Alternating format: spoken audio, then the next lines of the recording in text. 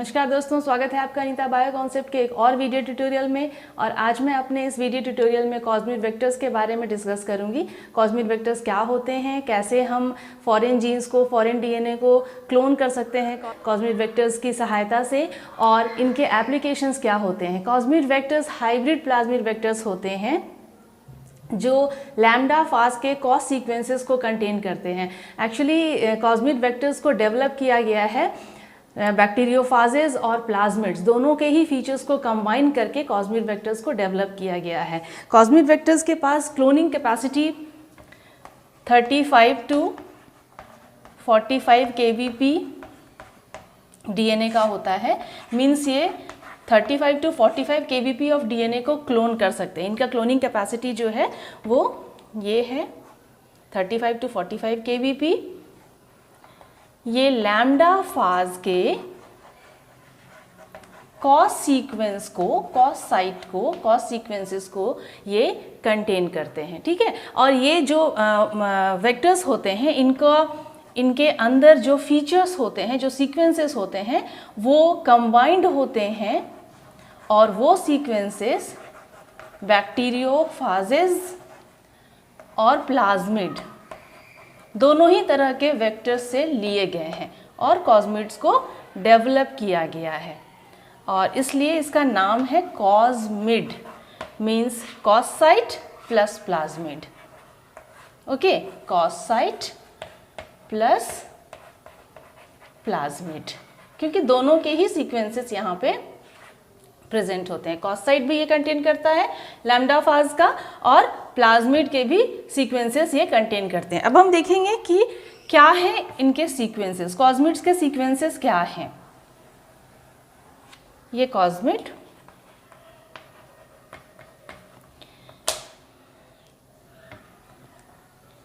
ये polylinker site होता है। पॉलीलिंकर साइट जिसे हम मल्टीपल क्लोनिंग साइट भी कहते हैं, पॉलीलिंकर साइट या मल्टीपल क्लोनिंग साइट। ये ऐसे डीएनए सीक्वेंसेस होते हैं जिनके अंदर यूनिक साइट होता है रेस्ट्रिक्शन इंडोन्यूक्लियेजेस एंजाइम्स का, जो और यहाँ पे कहीं नहीं है। ये पॉलीलिंकर या मल्टीपल क्लोनिंग साइट के अंदर ही सेवरल रेस्ट्रिक्शन इंडोन्यूक्लियस का यूनिक साइट्स होता है जहाँ पे वो रिकॉग्नाइज कर सकते हैं और कट कर सकते हैं। ठीक है, ये हो गया, this is the cos site. ये कॉस साइट है जिसे हम कोहेसिव एंड साइट भी कहते हैं। ये कोहेसिव साइट होता है। और उसके बाद ये ColE1 origin of replication का sequence, ColE1 origin of replication. ये सीक्वेंस जो है वो प्लाज्मिड से लिया गया है, कॉल प्लाज्मिड से, कॉलिसिन प्लाज्मिड से लिया गया है, और यहाँ पे ये कॉस्मिड्स में इसको कंबाइन कर लिया गया है। ठीक है, और यहाँ पे selectable marker, antibiotic selectable marker gene होता है, and this is in case of cosmid ampicillin resistant marker gene होता है, जिसकी सहायता से हम ट्रांसफॉर्म्ड सेल को सिलेक्ट आउट कर सकते हैं। ट्रांसफॉर्म्ड सेल का सिलेक्शन किया जाता है। ठीक है, नाउ अब मैं आपको बताऊंगी कि कॉस्मिड में जो फाज सीक्वेंसेस होते हैं, कॉस्मिड्स जो कंटेन करते हैं फाज, लैम्डा फाज के सीक्वेंसेस, वो अलाउ करते हैं इस कॉस्मिड वेक्टर को ताकि उनका पैकेजिंग और ट्रांसमिशन हो जाए बैक्टीरिया के अंदर। So the phage sequences which are in the cosmid vectors does allow, ये अलाउ करते हैं पैकेजिंग और ट्रांसमिशन। किसके अंदर? बैक्टीरिया के अंदर, इनसाइड द बैक्टीरिया, बैक्टीरिया के अंदर। ठीक है, ओके। ये कॉस साइट जो होता है, कॉस साइट के बारे में मैं आपको बताऊंगी। कॉस साइट जो होता है वो एक बहुत ही स्पेशल कैरेक्टरिस्टिक होता है लैम्डा फाज का, जो कि लीनियराइज्ड हो जाता है, सो दैट कि ये फाजेस के हेड में फिट हो सके, और ये सर्कुलराइज हो जाता है जब ये होस्ट के अंदर जाता है। तो ये लीनियराइज्ड और सर्कुलराइज्ड होने का जो दोनों कैरेक्टरिस्टिक्स होता है वो कॉस साइट्स की वजह से ही पॉसिबल हो पाता है लैम्डा फाजेस में। ठीक है, तो हमने यहाँ पे कौन कौन से सीक्वेंसेस देखे, एक बार हम इन्हें कंपाइल करेंगे। मल्टीपल क्लोनिंग साइट और polylinker site, marker genes, selectable marker genes call even origin of replication as well as cause site. ये cause site जो होते हैं वो एक या एक से ज़्यादा हो सकते हैं, दो भी हो सकते हैं, एक या दो हो सकते हैं cause site. तो ये सारे sites जो होते हैं इनको एक साथ फ्यूज कर दिया जाता है और कॉस्मिड वेक्टर्स को डेवलप किया जाता है. ठीक है, अब मैं आपको बताऊंगी कि हम क्लोनिंग का प्रोसेस कैसे कर सकते हैं, कैसे हम फॉरेन डीएनए को क्लोन कर सकते हैं कॉस्मिड वेक्टर्स में. तो इसके लिए कुछ स्टेप्स होते हैं. क्या है वो स्टेप्स? सबसे पहले हम फॉरेन डीएनए को कॉस साइट्स के बीच में लाइगेट करेंगे. We will ligate the foreign DNA. हम फॉरेन डीएनए को, जिस डीएनए को हम क्लोन करना चाहते हैं उस डीएनए को हम कॉस साइट, दो कॉस साइट्स के बीच में उसे हम लाइगेट कर देंगे. दूसरा काम हम क्या करेंगे, इस लाइगेशन से क्या फॉर्म होगा, कॉनकैटेमेरिक डीएनए फॉर्म होगा. कॉनकैटेमेरिक डीएनए का फॉर्मेशन हो जाएगा. ठीक है, और उसके बाद हम क्या काम करेंगे, उसके बाद हम डीएनए को फाजेस के हेड के अंदर इंट्रोड्यूस करेंगे और इस प्रोसेस को हम इन विट्रो पैकेजिंग भी कहते हैं. तो यहाँ पे होगा कि हमने डीएनए को इंट्रोड्यूस किया फाज के हेड में एंड इस प्रोसेस को हम क्या कहते हैं, इस प्रोसेस को हम इन विट्रो पैकेजिंग कहते हैं. इनसे हमें क्या मिलेंगे, इनसे हमें मैच्योर्ड फाज पार्टिकल्स मिल जाते हैं. ठीक है, इनसे हमें मैच्योर्ड फाजेस मिल जाएंगे.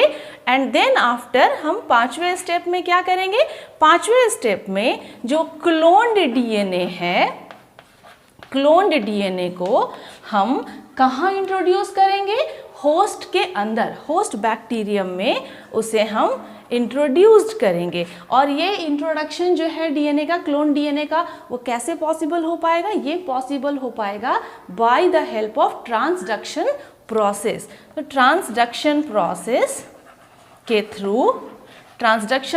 के थ्रू हम क्लोन्ड डीएनए को होस्ट बैक्टीरियम ई. कोलाई के अंदर इंट्रोड्यूस करेंगे एंड उसके बाद ये कॉस्मिड्स का मेंटेनेंस होगा as in plasmid, as in the form of plasmid. ये जो कॉस्मिड्स हैं जिनको हमने क्लोन डीएनए को इंसर्ट कर दिया है ट्रांसडक्शन प्रोसेस के थ्रू बैक्टीरिया में, उनका मेंटेनेंस जो है वो प्लाज्मिड के रूप में होगा, प्लाज्मिड के फॉर्म में होगा. सो ये मैंने आपको बताया कि कॉस्मिड वेक्टर्स क्या होते हैं. Cosmid vectors hybrid plasmid vector होते हैं. These are hybrid plasmid vector. ये हाइब्रिड प्लाज्मिड वेक्टर होते हैं जो लैम्डा फाज कॉस सीक्वेंसेस को कंटेन करते हैं. मीडियम साइज क्लोनिंग वेक्टर होते हैं और इनकी क्लोनिंग कैपेसिटी जो है वो 35 to 45 kilo base pair of DNA होती है. एंड देन आफ्टर इनका डेवलपमेंट जो होता है वो प्लाज्मिड्स और बैक्टीरियोफाजेस दोनों तरह के वेक्टर्स के फीचर्स को कंबाइन करके इनको डेवलप किया जाता है. और ये selectable marker gene, multiple cloning site या पॉलीलिंकर साइट, जहाँ पे कि रिस्ट्रिक्शन एंडोन्यूक्लियसेस के यूनिक साइट होते हैं, recognition as well as cutting site होते हैं. ये कॉस साइट जो कि एक या दो हो सकता है. उसके बाद call even origin of replication. ये सारे सीक्वेंसेस को फ्यूज करके कॉस्मिड वेक्टर्स को डेवलप किया जाता है. ठीक है, और उसके बाद फिर हमने देखा कि कैसे हम क्लोनिंग के प्रोसेस को कैरी आउट कर सकते हैं कॉस्मिड वेक्टर्स के अंदर. इसके लिए सबसे पहले हम फॉरेन डीएनए को कॉस साइट्स के बीच में लाइगेट करेंगे, उससे हमें कॉन्कैटेमेरिक डीएनए मिल जाएगा. देन आफ्टर हम उस डीएनए को फाजेस के हेड में इंट्रोड्यूस कर देंगे जिसे हम इन विट्रो पैकेजिंग भी कहते हैं. उसके बाद हमें मैच्योर्ड फाजेस पार्टिकल मिल जाएंगे और आफ्टर दैट हम उस क्लोन डीएनए को होस्ट बैक्टीरियम के अंदर डालेंगे by the help of transduction process and after that उनका मेंटेनेंस होगा प्लाज्मिड के फॉर्म में inside the E. Coli bacterium और होस्ट सेल. ठीक है, तो अब हम देखेंगे कि ये कॉस्मिड वेक्टर्स के रोल क्या हैं, कॉस्मिड वेक्टर्स के एप्लीकेशंस कहाँ कहाँ हैं और क्या है वो एप्लीकेशंस.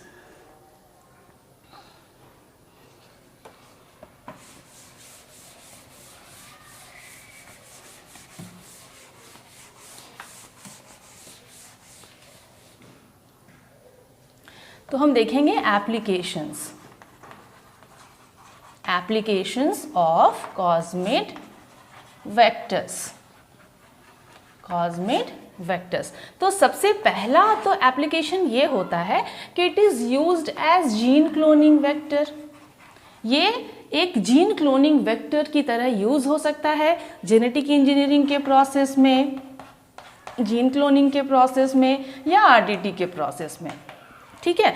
दूसरा एप्लीकेशन है कि जो कॉस्मिड्स होते हैं वो एक स्टेबल जेनोमिक लाइब्रेरी को बनाने के काम में आते हैं। कॉस्मिड्स को हम यूज़ कर सकते हैं एक स्टेबल जेनोमिक लाइब्रेरी बनाने के लिए। तीसरा एप्लीकेशन में आ जाएगा कि जो कॉस्मिड्स लाइब्रेरीज होते हैं, कॉस्मिड लाइब्रेरीज, वो यूज्ड होते हैं जेनोम के मैपिंग एंड सीक्वेंसिंग के लिए। जेनोम के मैपिंग और सीक्वेंसिंग भी किया जाता है। ठीक है। नेक्स्ट एप्लीकेशन हम देखेंगे कि जो कॉस्मिड्स होते हैं, कॉस्मिड्स वेक्टर होते हैं, इनके पास हाई कैपेसिटी होती है। हाई कैपेसिटी होती है, किस चीज़ की हाई कैपेसिटी होती है? High insert capacity. ये हाई इंसर्ट कैपेसिटी वेक्टर्स होते हैं। ठीक है। और इनके पास, मैंने आपको बताया अभी कि इनके पास 45 kbp ऑफ डीएनए को क्लोन करने का कैपेसिटी रहता है। सो दे कैन क्लोन 45, ये अप टू 45 kbp डीएनए को ये क्लोन कर सकते हैं। इनका ट्रांसफॉर्मेशन एफिशिएंसी भी बहुत ज़्यादा हाई होता है। ट्रांसफॉर्मेशन एफिशिएंसी कॉस्मिड वेक्टर्स का बहुत ज़्यादा हाई होता है और इस कैरेक्टरिस्टिक्स के लिए ये बहुत ही यूज़फुल हो जाता है। ठीक है। नेक्स्ट हम देखेंगे कि ये कॉम्प्लेक्स जेनोम के एनालिसिस के लिए भी यूज़ किया जाता है। कॉस्मिड वेक्टर्स को हम कॉम्प्लेक्स जेनोम के एनालिसिस के लिए भी, कॉम्प्लेक्स जेनोम के एनालिसिस के लिए भी हम यूज़ कर सकते हैं। तो ये मैंने आपसे डिस्कस किया कॉस्मिड वेक्टर्स क्या होते हैं, कॉस्मिड वेक्टर्स के अंदर कौन कौन से साइट्स होते हैं, कौन कौन से सीक्वेंसेस होते हैं, उन्हें कैसे डेवलप किया गया, कैसे बनाया गया है, and then after cosmid vectors में हम कैसे जीन क्लोनिंग के प्रोसेस को कर सकते हैं। अगर हम चाहते हैं किसी फॉरेन डीएनए को क्लोन करना तो उसके स्टेप्स क्या होते हैं, एंड लास्टली इनके एप्लीकेशंस क्या होते हैं।